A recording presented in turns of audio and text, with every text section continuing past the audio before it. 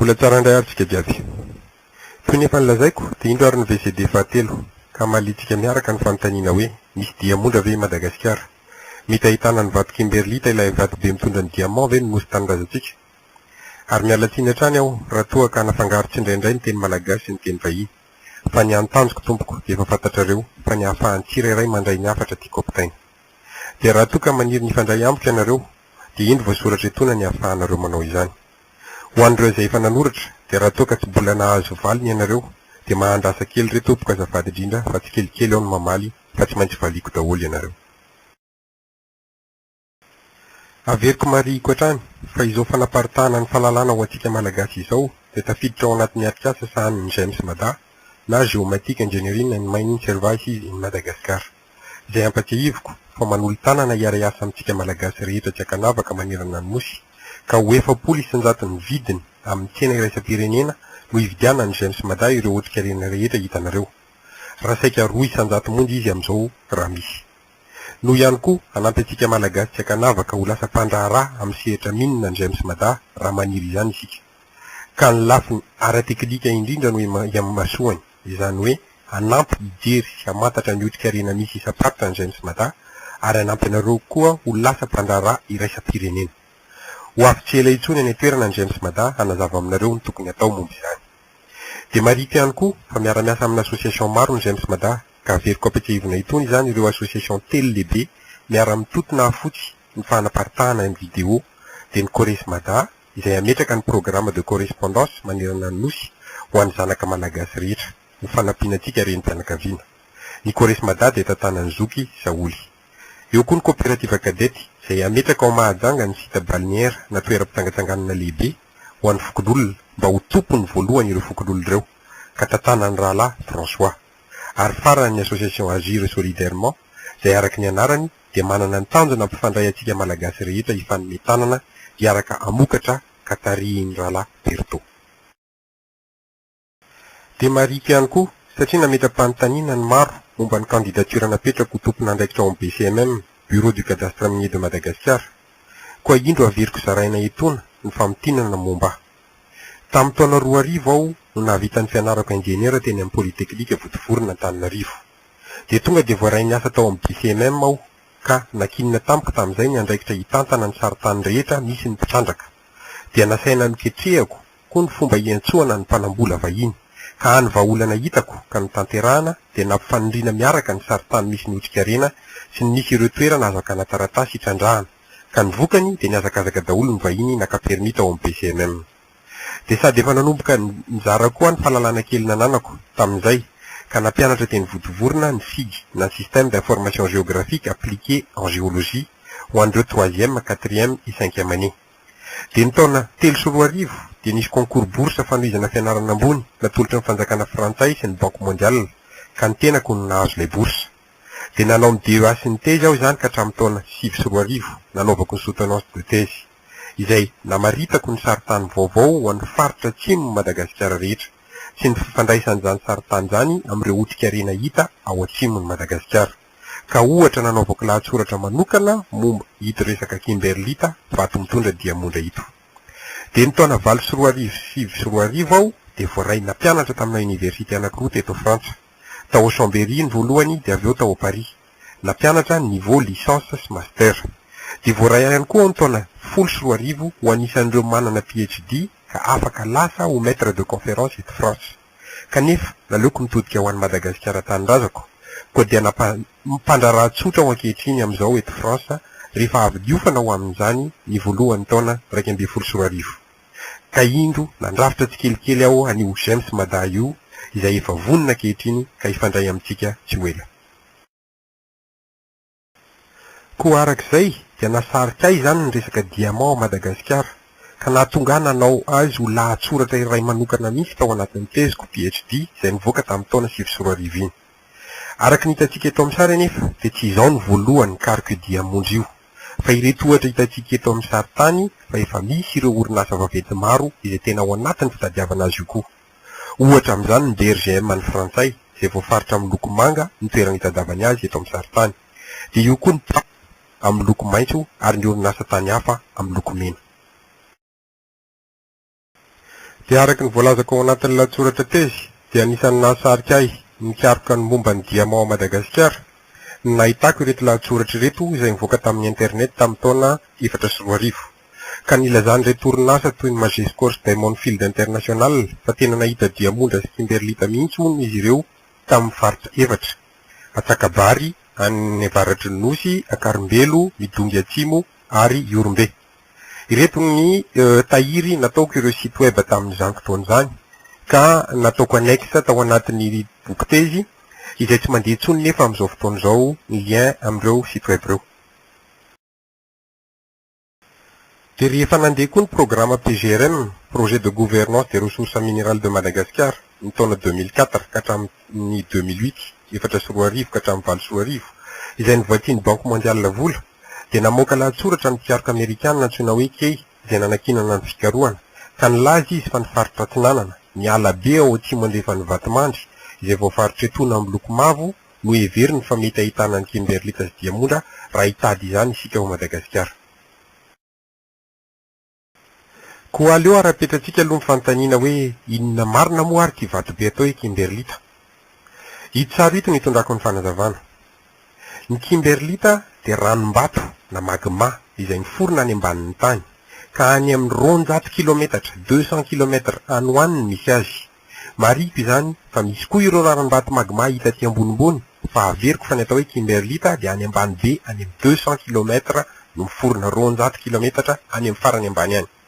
Dia mba ho tafakatra aty ambony izy dia tsy maintsy misy tranga geolozika goavana mampetsika ny tany, ohatra ny fivakisan'ny Gondwana, tadidio ny fanazavako tao amin'ny BCD faharoa. Dia izay fivakisan' izay no ampiakatra ny kimberlita ho tafakatra aty ambony dia mazava ho azy fa lasa volcan izany izy rehefa mipoaka aty ambony. Dia hitantsika eo amin'ny sary tany eto amin'ity sary eto ity ny karazana volcan efatra mety iseho ampiakatra ny kimberlita aty ambony avy any ambany any. Ireo hitantsika amin'ny loko mena eto amin'ny sary izany. Dia ny diamant tsara ho fantatsika koa fa efa misy amin'ny endriny diamant mihitsy any ambany ao satria carbone pure ny diamant ka saika ao ambanin'ireny vatobe antitra be ireny misy azy. Tadidio indray ihany koa ilay efa nazavaiko tao amin'ny VCD faharoa hoe vato antitra be mitaona ho miliary d'années talohan'ny Kristy na ireo Gondwana taloha izany no resahako etona. Dia io ilay sary hitantsika eo hoe lithosphère izay hitantsika fa matevina tokoa ny fotony afovoany.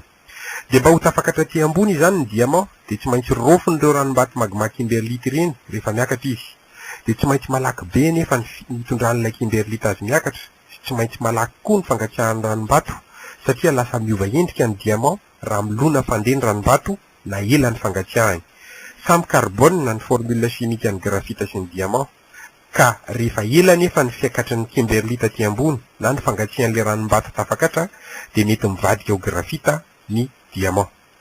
Dia marika etona hitantsika amin'ilay ranom-bato kimberlita miakatra amin'ny farany havanana eto amin'ny sary ka tadiditsika fa resahako any aoriana ny faraparany any fa misy fakany maromaro ilay kimberlita atao hoe lamproita na lamprofira. Dia hita koa fa tsy dia avo ny fipoahany rehefa aty ambony. Dia indro misy sary mampiseho indray ny silaka kimberlita, coupe de kimberlita, ka tambatry ny mpanoatra etona daholo ireo vato rehetra mety ho hita manodidina ny kimberlita. Ao Afrika Atsimo no nanaovan'ny mpiaroka ito famotorana ito ka nisariako ny saitsika dia ireo nataoko anaty boribory mena sy manga. Eny ambony anaty boribory mena dia mampiseho ny mpanoratra fa raha fasika sédiment ny cratère izany hoe mivavan'ilay volcan kimberlita dia mety ahitana basalta ny amin'ny sisiny. Marika fa ny basalta dia ranom-bato magma miforona ambonimbony oharina amin'ny kimberlita. Koa raha tafakatra izany ny kimberlita dia mety ho tafakatra miaraka aminy koa ny basalta izay rofiny an-dalana. Dia ny basalta no mety hitantsika ety amin'ny sisiny ka andisy ny fijery raha tsy mandinika tsara isika satria mety heveritsika ho volcan de basalta ilay izy. Tsy voatery fasika na sédiment koa nefa eo afovoany fa mety ihany koa misy rano eo ambony koa lasa farihy na laky izy amin'izay fotoana izay. Dia ny basalta izany no mety hita maro ety ambony manodidina azy ka izay ilay lazaiko hoe mety handiso ny fijery. Dia isaritako ny saitsika faharoa ilay nataoko anaty boribory mangamanga ety ambany izay hitantsika mazava fa ilay vato antitra be Archean crystalline basement no amin'ny sisiny. Fa etona dia hitantsika fa ny fakan'ilay kimberlita izay misandrahaka izany no hita na ilay atao hoe lamproita izany raha oharina amin'ilay sary eo aloha. Dia miresaka vato be volkanisma ao teo aloha, koa fatako sahady fa tonga ohatransika ny fanontaniana hoe faiza daholo ry brisy ny toerana misy ireo vato volkanisma ao Madagasikara resahanao reo. Dia araky ny taonany sy ny toerana angano tany ambany tany dia misy karazany maro izy ireo ao Madagasikara. Izay indro asehoko amin'ny loko maro isan-karazany eto amin'ny saritany ka hazavaiko amin'ny tsipriana ao anatin'ilay teza nivoaka tamin'ny taona 2024 teo. Dia hitantsika ao anilany sary ny mombamomba ireo voatondro amin'ny saritany. Ohatra izany izao etoana dia nataoko loko manga daholo ireo atao hoe bazalta tsotra. Dia iverenako ny kimberlita. Aoka tsy re tsy ho diso hevitra sika malagasy manaraka amin'ny fanazavako, fa ny kimberlita izany dia vato be karangana karaha reny vato be rehetra hitantsika ireny. Ito zao ohatra ny kimberlita nisy nahita tao Mozambika. Ka raha ny toerana nahitana azy indray dia sao dia diso hevitra ihany koa isika fa tapo-tanety tsotra tahaka ireny tapo-tanety rehetra ireny nisy azy. Tahaka ny hitantsika eto amin'ny sary ankavanana zao ireo geology mitady kimberlita. Dia ny mahasarosarotra ny hitadiavana azy dia mety ho hafa indray ny endriny rehefa lalindalina ny toerana anatin'ilay silaka na kopy asa raha tadiditsika. Fa raha ny ambanimbany miaraka amin'ireny vato be antitra ireny izy ohatra dia mety ho tahaka izao indray ny endriny. Ito ilay atao hoe xenolita sy lamproita. Dia aoka tsy adinitsika fa mety miakatra ka mandroaka vato hafa ny ranom-bato kimberlita na ny lamproita rehefa miakatra, ka hifangaro amin'ilay vato be hafa izany izy. Ohatra eto amin'ny sary zao miaraka amina bazalta ilay lamproita. Dia ho tahaka izao ny endrika hitantsika azy. Marihiko itony indray nefa fa tsy izay hoe vato be rehetra hitantsika miendrika tahaka izao dia ataontsika daholo indray hoe kimberlita, fa mila jerena tsara ary mila fahafantarana azy manokana ny fitadiavana ny kimberlita. Fa kosa nefa raha mahita vato tahaka izao isika any amin'ny faritra atsinanany nosy iny, faritra atsinon'ny Vatomandry, ka ahitanareo koa grena mena be ilay atao hoe piropy sy vato miloko hafa ao anatiny, dia lazao ahako fa betsaka ny chance mety ahitantsika ny diamondra ao anatiny. Efa hitanareo ny contact azo ana ary mbola averiko fa efa 1,600 ny vidiny dia anareo mahita azy. Ito ary ny saritany voalaza fa misy kimberlita sy diamondra manerana izao tontolo izao. Dia nampifanindrina amin'ireo tany efa antitra be craton izay miloko manga izy ireo. Dia voafaritra itony izany fa Madagasikara dia lazaina fa mbola tsy misy kimberlita na diamondra hita ofisialy hatramin'izao. Dia mariniko anefa fa voalazan'ny mpikaroka malaza antsoina hoe Jans sy ny ekipany. Farana nanao kady statistika izy ireo dia hoe raha mahita kimberlita 5,000 isika maneran-tany, dia 500 ihany no ahitana diamant ao anatin'ireo ary 50 ihany ny tena tsara. Dia ny 5,10 amin'ireo ihany indray no azo trandrahana amin'ny fomba industrialy. Koa izay rehetra izay no nanosika ny karoka teo to Madagasikara, ka izao ny fomba nitondrako ny fikarohana. Voalohany dia tsy maintsy nanao ny reconstitution tantarany tany aho ka namaritra hoe taiza marina moa izany Madagasikara talohan'ny sokafany lakan-dranon'ny Mozambika. Dia nampiasaiko izay hijerevana hoe aiza daholo manodidina antsika ny toerana nahitana kimberlita. Dia avy eo aho vao nijery ny saritany sy ny sary satelita sy ny geofizika sy ireo rehetra sary données mety ananana disponible izay netiko ny karohana hoe aiza ary ny mety ahitako kimberlita ao Madagasikara, indrindra ny faritra atsimo Madagasikara.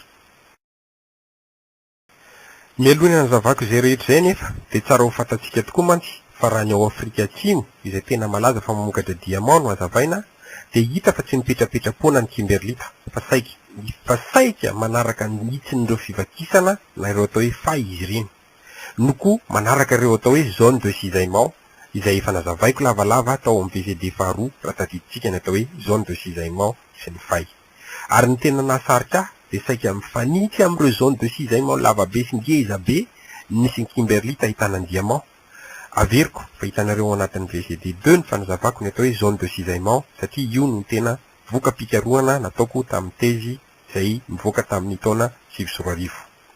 Etona izany dia ireo atao hoe diatrème, izany hoe ny teboka mainty mampiseho ny toerana misy ny kimberlita, ary ireo tsipika mainty antsoina hoe serzone izany no atao hoe zone de cisaillement. Dia raha ny voka-pikarohana mikasika hoe taiza Madagasikara talohan'ny sokafany lakan-drano Mozambika indray ny resahana dia tsara ny afantarantsika fa mbola maro ny hevitra tsy mitovy amin'io. Ohatra hitantsika etona izao ny Andry Shackleton tamin'ny 1996 1977 izay milaza fa taty ambanimbany taty amin'ny faritry Mozambika no nipetaka i Madagasikara. Kanefa irivotra tamin'ny taona 2024 dia nilaza indray fa teny ambonimbony kokoa no nipetraka i Madagasikara, izany hoe nifandray takaiky ny Tanzania sy Kenya. Nataoko maitso etona ny limitin'ny Afrika ary nataoko mena ny limitin'ny Madagasikara afahantsika mijery izay lazaiko teo zay. De tao anatin'ny tezy nataoko izany dia nanolo-kevitra ihany koa ny toerana mety hisy a Madagasikara alohan'ny fisokafan'ny lakan-drano Mozambika izay hitantsika eto amin'ny sary. Ny fomba nampiasaiko tamin'izany dia ny fikirakirana ny saritany isa-paritra ka avy eo avao natambatra toy ny manambatra ireny kilalao atao hoe puzzle fantatsika ireny.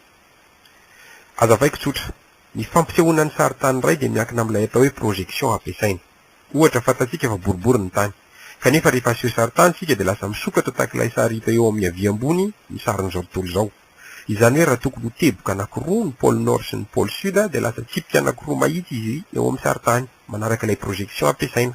Izany hoe mety diso ny fanehoana ny sary amin'ny faritra sasany arakaraka ny projection ampiasaina. Dia ny teknôlôjia ankehitriny anefa dia afaka anaovana projection izay tsy mandiso ny toerana tena avoaka.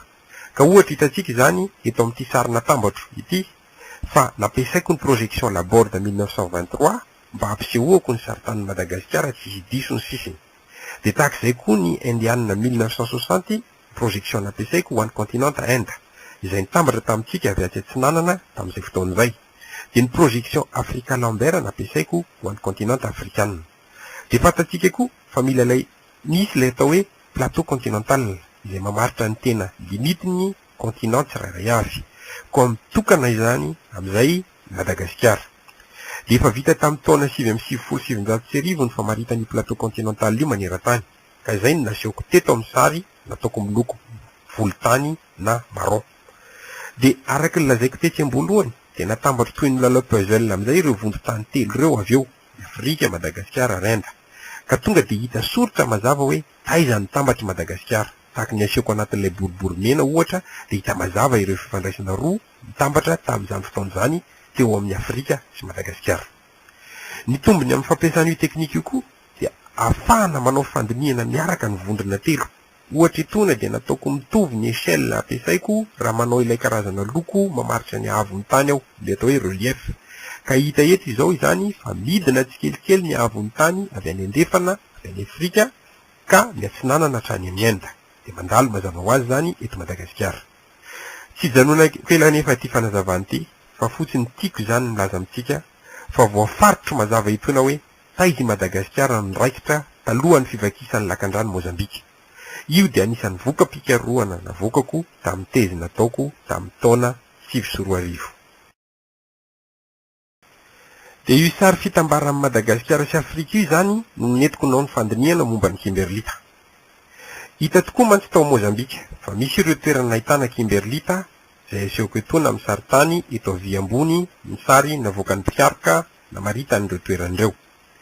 Dia tahaka ny ao Afrika Atsimo ilay niresahako teo aloha dia voafaritra mahitsy ireo toerana misy Kimberlita ireny ka nataoko amin'ny loko manga eto amin'ny saritany natambatro ilay fahitsin'ilay Kimberlita hita ao Mozambika ireo. Faritra fito nolazain'ilay mpanoratra fa nahitana Kimberlita ao Mozambika ka rehefa ny saritina izany ho lavalava hatraty Madagasikara ireo faritra fahaefatra sy faritra fahadimy dia hita fa mifanojo amin'ny Antsakabary ny fahadimy ary mifanitsy amin'ny Orombe sy Akarimbelo ilay fahaefatra. Tadidio fa ireo ilay toerana voalazan'ireo orinasa mpikaroka fa nahitany diamant sy Kimberlita teto Madagasikara. Mariko etona fa lokon'ny tany ampiasaiko eto dia azoko hazavaina tsotra hoe miloko volomparasy ireo vato be antitra be na craton hitaona amin'ny miliary d'années talohan'ny Kristy. Dia mavokely ireo vato be niforona tamin'ny fitambaran'ny Gondwana eo amin'ny 600 ka hatramin'ny 570 millions d'années talohan'ny Kristy. Dia ny maitso ireo rehetra nipetraka taorian'izay. Averiko indray mandehandray fa ao amin'ny VCD faharoa aho dia nanazava ireo karazana taona rehetra ireo sy ny tantaran'ny Gondwana. Dia nataoko amin'ny tsipika mena koa izany etona ireo zone de cisaillement hita eto Madagasikara sy ny mety hotohiny makany Afrika. Dia rehefa vita izay fandinihana nataoko ny fifandraisan'ny Madagasikara sy Afrika izay dia nandinika indray ireo karazana données rehetrarehetra izay ananako hitadiavako ilay mety ho Kimberlita eto Madagasikara. Mariko etona fa saika ananako daholo données rehetra misy momba Madagasikara, na carte izany, na sary satelita, na sary géofizika, na données bibliografie maro, ireo boky sy documents isan-karazany. Etona dia te hitondra fanazavana kely aho atsika malagasy manoloana ny fikaroana nisy tamin'ny taona 4 teo eo, izay nitanterahan'ny PGRM na projet de gouvernance des ressources minérales ka nivatsiany Banque mondiale vola. Maro tokoa isika angamba ny nanontany hoe inona kay nataon'ilay avion maitso kely nisidina ambany dia ambany tamin'ny faritra maro teto Madagasikara tamin'izay fotoana izay, izay voafaritra eto amin'ny mpisaritany havia ambany ireo toerana nisidinany. Ny marina dia naka sary iny avion iny, ka tsy sary tsotra tahaka ny mahazatra antsika nefa ny nalainy, fa sary milaza ny magnétisme an'ireo vato rehetra andalovany. Izany hoe maka sary isaky ny fotoana sy alavirana voafaritra mazava izy, ka sary iray midika ho isa na valeur du magnétisme anankiray. Izany hoe tsy hitovy ny valeur du magnétisme du granita amin'ny valeur du magnétisme en gneiss na neny basalte na neny fasiky etsetretetsa. Dia ny mampiavaka ito resaka magnétisme ito anefa dia tsy ny valeur du magnétisme ety ambony en surface ihany hitany, fa hatrany ambany ihany tafidiny eo amin'ny 30 metatra eo ny fakany sary. Hitantsika eto amin'ny sary voalohany ny fanazavana izao ohatra fa mihevitra ny mpikaroka fa misy fivakisany ilay vatobe miloko marron eo ambany, kanefa maitso daholo ny eo ambony fa endrika tsipika mahitsy no hita fotsiny ety ambony. Dia lasa izany ilay avion kely naka ny sary ka hitantsika aorian'ilay avion ny vokatry ny sary nalainy. Izany hoe lasa tsipika mivilambilana manaraka ny toerana nandalovany ny valeur de magnétisme sary nalainy. Dia iny saly valeur azon'ilay avion iny avy eo no adika ho saritany miloko toy ny hitantsika eto amin'ny sary faharoa. Misy loko tonga dia efa manaraka ny norme internationale nefa, ka ny hoe manga dia isambany valeur kely, dia ny mena valeur lehibe, ny mavo eo tenantenany. Dia tonga dia miseho amin'ilay sary mivoaka izany fa misy toerana mavo miamena eo afovoan'ilay faritra nalaina sary ka mahitso ilay izy. Dia toy ny hitantsika eo amin'ny sary fahatelo dia iny sary iny avy eo no avadiky ny géologue ho saritany géolojika ka maritany hoe ohatry ny ahoana ny fipetak'ilay fivakisana na fay mitodika azy izy io, misy karazany firy ny vato hita ao anatiny sy etsetera. Dia izay sary magnétisme izay nampiasaiko ho an'ny faritra atsimo Madagasikara, ka rehefa namboariko sy navadibadiko ny vokatra azon'ilay avion maitso kely nisidina tany amin'ny faritra atsimo iny dia tahaka izao ny saritany azoko farany.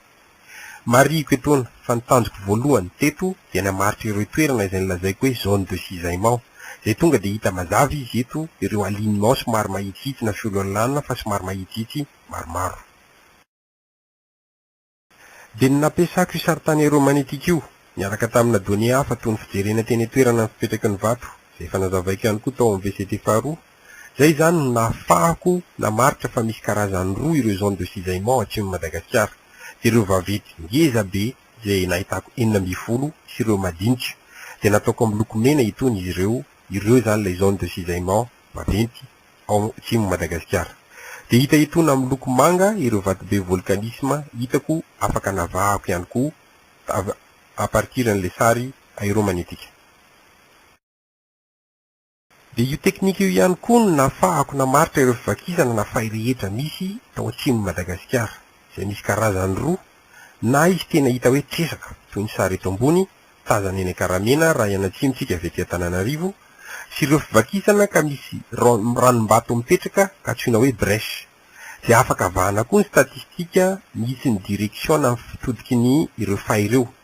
Ilaina daholo zany amin'ny fikarohana rehetra atao, indrindra raha ampita azy amin'ny toerana afitsika, satria aoka tsy adinoina fa tsy tonga ho azy izy ireny fa misy hery na forsa na tonga azy ireny, arak'ilay lazaiko hoe fivakisany Gondwana ohatra.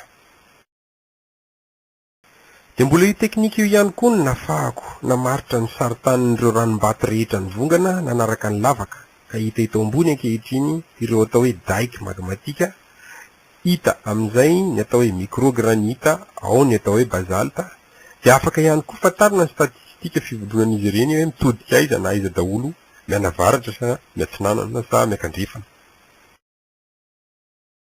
Dia izay rehetra izay zany ny teknika nampiasaiko ka nahitako toerana maromaro mety misy kimberlita ao atsimo Madagasikara. Voalohany ny faritsorombe manakaiky ny satrokala. Raha jerena ny saritany geografika hita eto avy ambany dia hita fa toy misy endrika lohana volkano izany ilay toerana izay antsoina hoe caldera ho an'ny mahay azy, izay faritako etona amin'ilay tsipika mainty misy sisiny madinitsidinika. Dia rehefa nijereko tokoa ny sary aéromagnétique amin'io faritra io dia toy ny hitantsika etona fa misy toerana miavaka mahery be ny magnétisme, ilay hitantsika toy ny teboka boribory volomparasy mika io fa midika io fa misy vato ho geolozia hafa ao ambany ao. Rehefa jerena nefa ny ety ambony dia fatatsika rehefa ho an'ny mpandehandeha amin'iny faritra iny fa misy ireo farihy boribory madinika maromaro iny toeran'iny kanefa fasika be daholo ny manodidina azy. Fantaniana zany dia hoe inona ny karazam-bato ao ambanin'ireny farihy ireny ka mitazona ny rano. Etona dia mariko fa nisy toerana ohatran'io tany Afrika hitatsika eto amin'ny sary. Ka raha jerena eo amin'ny toerana ny tany eo ambony dia tahaka io hitatsika amin'ny sary io, tsy misy anavahana ilay kimberlita hoe aiza. Kanefa rehefa nijerena ny sary romantika dia hita miavaka be ilay toerana amina loko mena manompo volomparasy. Dia anisan'ny toerana izay heveriko fa tokony jerena akaiky koa ny faritry midongy atsimo, midongy sud, manodidina ny avaraty. Jerentsika ny reto teboka volomparasy marobe, ambom-pionan'ireo daiky sy fay marobe hita eto amin'ny sariny romantika.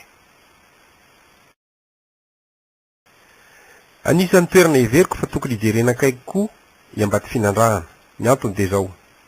Tadiditsika ilay lazaiko teo aloha hoe misy karazana kimberlita antsoina hoe lamprohita na lamprofira. Izay naveriko eto amin'ny sary eto ambony eto ankavia ny sary. Dia rehefa nijery ny saritany geolozika ny Ambatofinandrahana nefa dia taitra nahita ilay karazam-bato voafaritra ao anaty saritany antsoina hoe kersantita. Raha jerena tokoa ao anatin'ny dictionnaire de géologie mantsy ny atao hoe kersantita dia lazainy mazava fa karazana lamprofira. Niezaka ihany tamin'ny tany toerana ny tady fa tsy nahita rehefa nanao terrain. Rehefa jerena amina image satelita na sary satelita tokoa mantsy nefa ilay toerana dia misy toerana vitsivitsy miendrika boribory mainty afovoan'ireo marbre fotsy toy ny hitantsika eto amin'ny sary satelita eto ankavanana. Tsy mbola tonga tany amin'ireny toerana ireny aho satria manao sarotra ihany ny atongavana any ny koa masika daholo ny dahalo amin'io toerana io.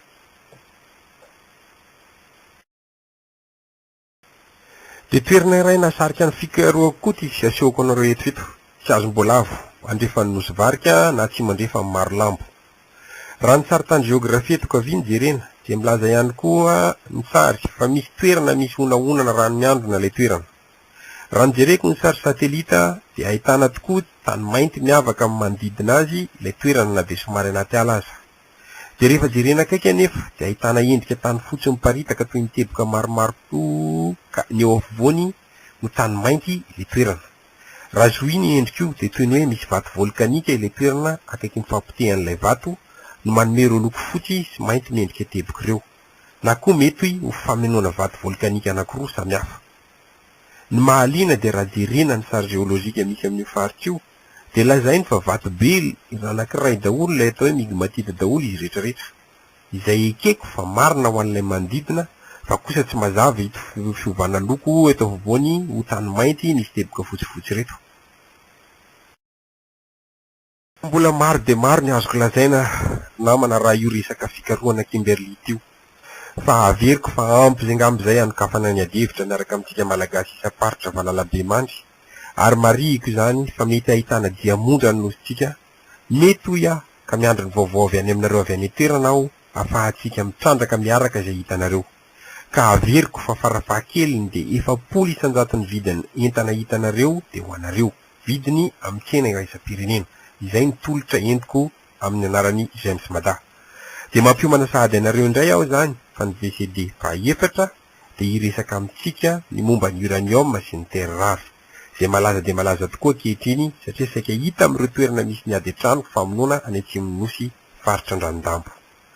Mirary soa antsika rehetra trany, masina ny tanindrazana, izay tsy maintsy bika mahay fatambary, ary fitiniko amin'ny hoe je ne peux pas tout faire, on ne peut être que complémentaire.